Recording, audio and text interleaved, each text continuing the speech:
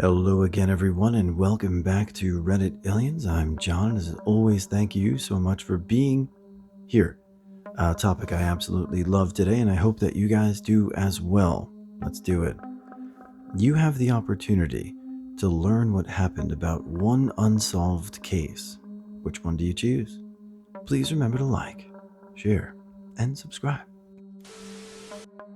For all my French Redditors here, I will say Xavier Dupont de Ligons's case. The guy killed all his family and buried them under his concrete deck before disappearing completely without leaving any traces, and it has been more than 10 years. Two boys I went to school with were killed in a hit and run by the side of the road while walking home from a party. According to some reports, only one of the boys died from being hit by a car, and the other appeared to have been beaten to death. It's been 20 years, and no one has ever confessed or offered any information about the case. There was a girl in the neighborhood I grew up in that disappeared on her way home from elementary school. I went to the same school a few years later, and we would have a minute of silence every year on the day of her disappearance to remember her. She was never found. We all can guess what kind of horrible things happened to her, but nothing was ever confirmed. They didn't even find a body. I would want to get closure for her family. Asha Degree, 9-year-old girl left in her house in the middle of the night while it was storming and cold with a pre-packed bag of clothes. She had no reason to run away and had limited computer access. A truck driver said they saw her walking that same early morning on the dark next to the highway and that she ran into the woods. Over a year later, her backpack was found wrapped in a plastic bag about 26 miles away, which didn't yield any further developments. Why did she leave? Why did she run from the trucker? How did her backpack end up so far away? Is she still alive? Was she met with foul play? If you're from Mexico, the Ayotzinapa case, where 43 students were taken and murdered, there's never been an official statement from the Mexican government, but it's suspected that the government and the militia were involved in the kidnappings. There's a documentary on Netflix if someone is interested.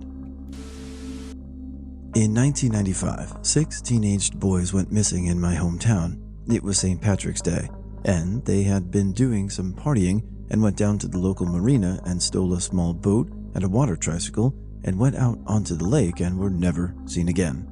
No trace of any of them was ever found, not even the boat or the water tricycle. No evidence pointed toward it being a runaway situation. The investigation altogether was pretty shit, and many have speculated since that the police were involved somehow and there was a cover-up. One person disappearing is terrible, but there might be some signs, there might not be. 6 people, there's going to be some signs. So either they were drowned in the river and they'll be found eventually, or they ended up working for some intelligence agency and are gone. My grandmother's murder. It happened when my mother was really young, Illinois, 1980s. The story goes that my grandmother was in a club. She walks out of the club. Someone kills her, 1 shot in the head, 3 in the chest. No motive, no suspicion. Had problems with my abusive great-grandmother. Her sister or cousin was Claudia, I think. If I could find the truth, it would probably bring my mother peace. Sania Ann Phillip. She was a doctor who disappeared in Lower Manhattan the night before 9/11. Many, including her family, believe she died in the World Trade Center, but she had no reason to be there. Some suspect her brother or husband might be hiding something, which seems likely to me. Gonna get buried, but the Max Headroom signal intrusion. Alas, Reddit didn't end up solving that one. Mysterious disappearances are also quite haunting, some that stick out. Tara Calico, Angela Hammond, Johnny Ghosh, Andy Puglisi, Mark Heimbaugh, Ambrose Bierce, Asha Degree, Hoffa, Kristen Smart. They need to find her body, and a lot more. I would love to know the truth behind the strange Bermuda Triangle disappearance of U.S. Navy Flight 19 when on December 5, 1945, 5 TBM Avenger torpedo bombers and 14 airmen went missing after departing from NAS in Fort Lauderdale, Florida, without explanation. Then, later that same day, the Navy sent out a PBM Mariner flying boat with 13 crew members to look for the missing planes. that vessel also disappeared. There's been a lot of theories, but it's still unsolved to this day. I'm selfish, and I want to know a massive chunk of the information of my life that I haven't been told. Who my siblings are, what my heritage is, how much of my life has been ruined by direct neglect of the people who were responsible for me versus what has been said about me by the bastards who wanted to destroy me for their own gain, and where to find the person I want to apologize to most, as well as any other information surrounding my life I have an improbable or even impossible chance to learn. I know this is talking about legal cases and the like, but I deserve to know what I can about myself between everything. The disappearance of Madeline McCann. In 2007, 3-year-old Madeline McCann was abducted from her room at a Lisbon holiday resort. Her parents left her unsupervised when they went with friends to a tapas restaurant. This case is notorious for several reasons. 1. Portuguese authorities botched the initial investigation, contaminating DNA evidence that would have helped catch the culprit. The profile they drew of the suspect was literally an egg with hair. 2. Amid the scrutiny they faced as a police force, they framed the parents as suspects, with the only evidence being that some of Madeline's blood was supposedly found in the boot of their hired car. 3. Rather than face child negligence charges like many partners would have in these circumstances, Mr. and Mrs. McCann were lauded as victims in the press and raised millions with documentaries, book deals, etc. Not all of that money went toward additional search efforts. They controversially used some of it to pay their mortgage. 4. Thanks to the initial investigation and the media hysteria surrounding the mortgage payment, they made a conspiracy theory had been claiming the parents killed their child and covered up her death. There is obviously very little evidence pointing to that. 5. After failures by the Portuguese and UK authorities in nailing a suspect, it may actually be the Germans that have the strongest lead in this case. They have been building a case against convicted child sex predator Christian Bruckner, who was believed to be in the area at the time of Madeline's abduction. The Dyatlov Pass was a great internet and world history mystery, and I think they've come up with a lot of great solutions or hypotheses at this point now, so if you don't, feel free to seek it out. I have in the past, and it is a fascinating case study about cold weather and our body's reaction. The Dyatlov 9. 9 very experienced hikers in the 50s went to hike in the Dyatlov Pass and never returned, only to be found later with very mysterious circumstances surrounding their deaths. They were found scattered in different areas, very much not dressed for the extreme cold of the region, including without shoes, some of which had odd injuries like their tongue missing, and their tent appeared to have been cut with a knife from the inside out, indicating they were startled and ran away from something. What caused them to be so panicked that they ran away from their shelter and supplies without shoes or coats or anything? In 2018, a guy from my group of friends that I had known for years and had been pretty close was found dead in a creek runoff over the river in our hometown just a few days after Christmas. As far as any of us knew, he had been living with friends after having lost his job. He had told us he got another job, and other than BSing online, I hadn't heard much of anything from him after I had moved 90 minutes away 2 years prior. Since our interactions at that point were solely online through infrequent, I had no reason to believe otherwise. The cops and then the papers all said that he was homeless though. He didn't drive and was constantly seen walking, usually to and from work, and both prior to my move and on visits home afterwards. If I saw him walking, especially during cold months, I'd pull over and offer him a ride. He always had his puffy black winter coat and his medium-sized backpack over his shoulder that he would keep a change of clothes sometimes, but more often it held his Nintendo DS, charger, and games. His phone charger, he'd almost carry a couple of video games he was planning on playing with friends somewhere after work if he wasn't going right home. Regardless of what was in it, he was never without it. When he was found, it was just him with his coat, with his wallet, phone, and 3DS in his coat pockets, but only the phone charger with him. His bag was nowhere to be found, even after family friends informed the cops that he was never without it, and they went back to look for it. His body had been in the water long enough that, due to the state of decomposition, an autopsy couldn't offer answers to whether he drowned, froze to death, died from alcohol poisoning, or something else.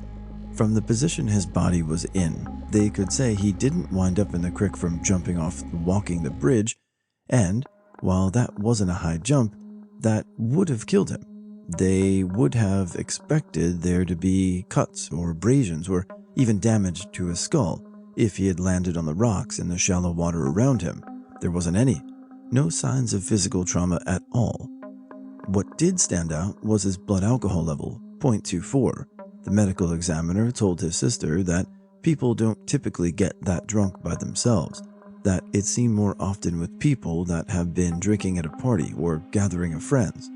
Not only was his bag missing, but his gaming computer that he had been on a couple of weeks prior, not to mention any of his other things, dresser, bed, furniture, clothing, etc., wasn't ever found. We thought maybe the place had previously been evicted from, still had all those things, but when that was checked into, his family was told that while he left most of the furniture and a ton of trash, most of the bedroom had been emptied. His bed, his computer, and clothes were gone, though the dresser was left. He had put a ton of money into that computer, and there is no way in hell he would have left it behind for any reason. Even if he didn't have the money to play his games, World of Warcraft mainly, he would have someone hold it for him, most likely his best friend, another of our group. The case has remained open because the cops said without anyone coming forward to say they knew how he ended up there weren't going to be any answers. No bag was found, no bottles of liquor were found anywhere near him. The general theory among all of us, his friends and his family, is that he was staying with friends somewhere, that he drank too much, that it may have actually killed him, or he passed out unconscious and they thought he was dead. Freaked out, put his coat on him, carried him, he was a massively skinny guy, out to the creek and dropped him there. That would be the case I would immediately choose to have answers for. The disappearance of Aaron Gillern. He was an American living in Vienna with 3 master's degrees and working for the UNIDO. He was also gay, had a boyfriend, but a regular at a gay sauna, the Kaiserbrudel, but allegedly never to hook up, but just to relax. He also won Mr. Gay Austria. The night he disappeared, it was pretty cold and snowing. He ran butt naked out of the sauna and was seen fleeing, running down the street just wearing flip-flops. He was never seen again. Austrian police didn't take his case seriously at first and were pretty homophobic. They suggested he killed himself by throwing himself into a river. A fisherman said he saw him fall in, then later changed the story to just a splash, and his statement had been disproven because the timeline doesn't add up. According to his mother, the police insinuated he must have been suicidal because he was gay and probably had AIDS, despite the fact that an up-to-date negative HIV test had been found in his backpack. There's a few short films and documentaries about this case, and I developed so many theories as to what could have happened. There's even online forums discussing it still. This all happened in 2007, and his mother still doesn't have closure, and I believe still hosts a walk in his memory every year on the day he disappeared in Vienna. It's a small case, but I get particularly uneasy when someone's never found, and this one hit close to home. This 18-year-old that disappeared was the son of my university professor. They had moved away from town, and the son was in town on his own for a visit. To the media, the parents, of course, tell how wonderful their boy is or was, but I thought it strange that she would give up her university job and move to nowhere. Heard later that they moved in an attempt to get the boy away from his bad friends. Anyways, on the night he disappeared, he was supposed to take the bus home, but was instead seen all over town in the strangest places, and his things were also found in weird places. His mobile and Visa card were found in a net stack on a corner in the rain. His bag was found burned in the woods. The police did an awful job. There are surveillance cameras all over town, and the police never collected the footage, and all the data that could have given answers are lost. I feel like 99% of the cases where people are eventually found in this town, they've found in the river. He was seen by the docks, so the theory is that he fell in the sea. But no one knows what he was doing there in the first place. It's just unsettling not knowing what happened to him and how the parents only have an empty grave to go to. My friends were killed in 2004 in a drive-by. It was a random shooting. They were 14 and 16. No motive, no leads, no clues. Someone just drove up to them while they were getting into a car and asked their names.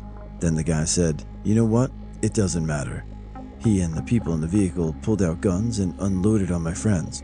My friends died, and 2 other kids of similar age were also injured. Who was on Epstein's flight logs? Hello. That shit has the potential to shake the entire effing world. It's pretty clear to everyone that he was suicided, but who would need that? Some powerful effing people would immediately become most wanted criminals in the world, and it could significantly change the political landscape in the entire world. Anytime I have a chance to chime in on the Epstein case, I probably always will, because think about it, alright? We know, everyone knows, like it's not even a conspiracy at this point, that he was killed in a jail cell in the city, okay?